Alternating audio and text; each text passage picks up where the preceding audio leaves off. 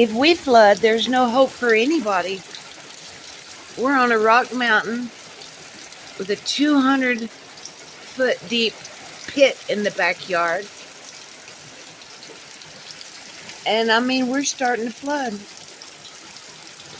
We're starting to flood. I can't imagine what the others are going through, because we have excellent drainage. It's been raining 3 days.